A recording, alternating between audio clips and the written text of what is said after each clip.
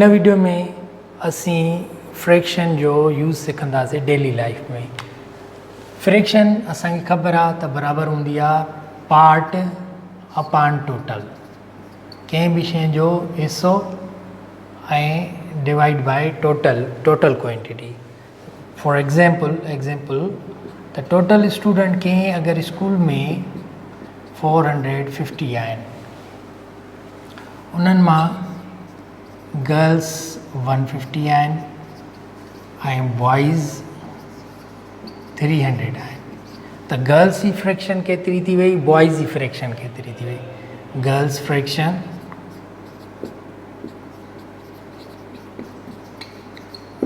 Fraction is 150 girls in, total students आहिनि 450।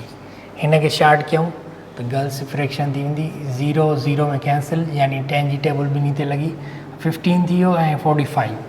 15 ऐं 45 ते कहिड़ी टेबल लॻंदी? 15 जी टेबल हिकु दफ़ो, हिन ते 3 दफ़ा। गर्ल्स जी फ्रैक्शन थी 1/3। बॉइज़ फ्रैक्शन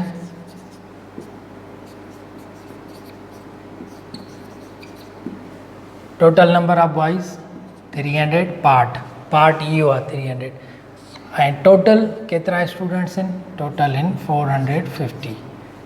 0 0 में कैंसिल, ॿिन्ही ते यानी 10 जी टेबल लॻी। हाणे 30 ते ऐं 45 ते ॿिन्ही ते 15 जी टेबल लॻे थी। हिन ते 15 जी टेबल 2 दफ़ा ऐं हिन ते 3 दफ़ा, यानी 2/3। 1/3 गर्ल्स आहिनि ऐं 2/3 बॉइज़ आहिनि। ॿियो एग्ज़ाम्पल, अगरि कोई स्टूडेंट मार्क्स जेके टोटल मार्क्स आहिनि एग्ज़ाम में, total marks are 1100। Suppose student obtained marks are 550। त हिन केतिरो जेको आहे फ्रैक्शन मार्क्स ऑब्टेन कयूं आहियूं। त हाणे पार्ट जेको आहे उहो ही आहे, टोटल ही आहे। त पार्ट 550, ऑब्टेन मार्क्स पार्ट आहे ऐं टोटल मार्क्स जेके आहिनि उहे डिवाइड में हूंदियूं। टोटल हमेशह डिवाइड में हूंदो आहे। त ही फ्रैक्शन केतिरी थी वई? 0 0 में कैंसिल, ॿिन्ही ते 11 जी टेबल लॻे थी। हिन ते 11 जी टेबल 5 दफ़ा, हिन ते 11 जी टेबल 10 दफ़ा। 5 भाङे 10, 5/10। ॿिन्ही ते अञा बि 5 जी टेबल लॻे थी, त 1/2, माना हाफ मार्क्स हिन कयूं। हाफ इहे जेका फ्रैक्शन थी वई उहा हाफ थी वई। ऑब्टेन मार्क्स जी फ्रैक्शन जेका आहे 1/2 आहे। अहिड़ा खोड़ सारा असीं मिसाल करे सघूं था जंहिंमें पार्ट ऐं डिवाइड बाय टोटल। ऐं हूअं बि असां फ्रैक्शन खे विज़ुअली बि पहिरें लेक्चर में सिखी आहियूं, त हुनखे तस्वीर ज़रिए कीअं असां ज़ाहिर कयूं, फ्रैक्शन खे तस्वीर ज़रिए कीअं ॿुधाए सघूं। ॿियो एग्ज़ाम्पल आहे 3/4 ऑफ टैंक इज़ फिल्ड। 3 भाङे 4 हिसो टैंक भरियल आहे। 3 भाङे 4 हिसो जेका आहे घणा लीटर आहे? 6000 लीटर आहे। त टोटल टैंक जी कैपेसिटी केतिरी थी वेंदी? 3/4 of tank is field which is 6000 litres. त टोटल टैंक जी कैपेसिटी केतिरी थींदी आहे? 3/4। इन्हनि खे अहिड़ा प्रॉब्लम जंहिंमें फ्रैक्शन मिलियल हुजे ऐं फ्रैक्शन जेका मिलियल आहे उनजो केतिरो वैल्यू आहे, यानी उहा केतिरी थी थिए, उन जी क्वांटिटी उहो केतिरो आहे। जीअं 3/4 ऑफ टैंक, इन जी क्वांटिटी जेका आहे उहा 6000 आहे। त टोटल कीअं फाइंड कजे? 3/4 इज़ 6000। 3/4 इज़ 6000 जॾहिं हीअ फॉर्म हुजे त पोइ छा कबो? 6000 जेका क्वांटिटी मिलियल हुजे उन क्वांटिटी खे डिवाइड कबो फ्रैक्शन सां, त जीअं असांखे टोटल ख़बर पइजी वञे। टोटल कैपेसिटी या टोटल का बि जेका शइ हुजे ख़बर पइजी वञे। 6000 डिवाइड आहे त मल्टीप्लाई में चेंज थी वेंदी आहे। ठीकु, 3 टेबल तव्हां 6000 ते हणो त हीअ थींदो 2000। 2000 खे मल्टीप्लाई 4 सां कयो त थींदो 8000। टोटल कैपेसिटी जेका आहे टैंक जी उहा 8000 आहे। इहो थी वियो आंसर। क्वेश्चन ही next question, Ali spent 15,000 on rent which is one fourth of his salary. Ali 15,000 ख़र्च थो करे मसवाड़ ते, जेका हिन जी सैलरी जो चोथों हिसो आहे त हिन जी टोटल सैलरी केतिरी थींदी? हिन जी टोटल सैलरी केतिरी आहे? अली स्पेंड थो करे 15,000 जेको चोथों हिसो आहे हिन जी सैलरी जो। त हाणे जॾहिं बि हीअ फॉर्म हुजे त उते डिवाइड लॻंदी, डिवाइड थींदी, डिवाइड लिखंदा आहियूं त जीअं असांखे टोटल ख़बर पइजी वञे। पोर्शन मिलियलु हूंदो आहे, पोर्शन खे डिवाइड कंदा आहियूं, जेका फ्रैक्शन मिलियलु हूंदी आहे उनखे डिवाइड कंदा आहियूं त असांखे टोटल ख़बर पइजी वेंदी आहे। 15,000 इंटू 4 डिवाइड आहे मल्टीप्लाई में चेंज थींदो त टोटल थी वेंदो 60,000। 15,000 खे 6 सां ज़र्ब कंदासीं त 60,000 आंसर थी वेंदो। Next question, 1/3 of tank is field. 1/3 tank जो फिल थो थी वञे, 1 tank is filled in 45 minutes. टियों हिसो टैंक जो 1/3 फिल थो थी वञे 45 मिनट्स में, त टोटल टैंक भरजण में केतिरो टाइम लॻंदो? ओके, त इहो प्रॉब्लम बि इन ई तरीक़े सां थींदो। 45 minutes it takes to be field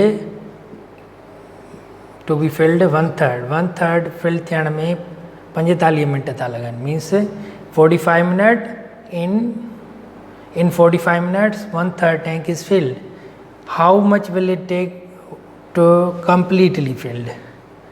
45 divided by 1/3, that will be in multiplication, divide multiply में चेंज थी वेंदो आहे। 45 खे 3 सां मल्टीप्लाई कंदासीं त 135 मिनट्स थी विया। 135 मिनट्स यानी 2 hours and 15 minutes, 2 hours 15 minutes.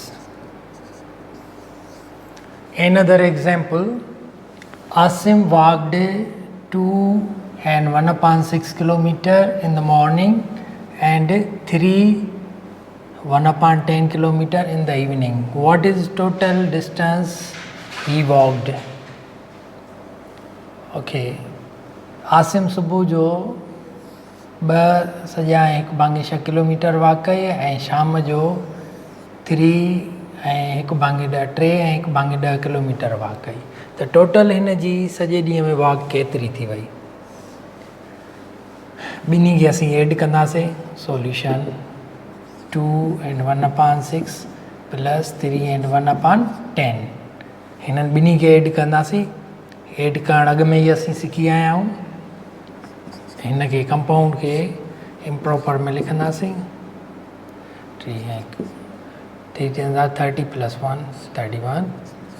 LCM ॿिन्ही फाइंड कंदासीं। LCM 10 थी वई, ओ सॉरी LCM ॿिन्ही 30 थी वई। 5 times 65 प्लस 3 times 3 93। ॿिन्ही खे ऐड कयूं।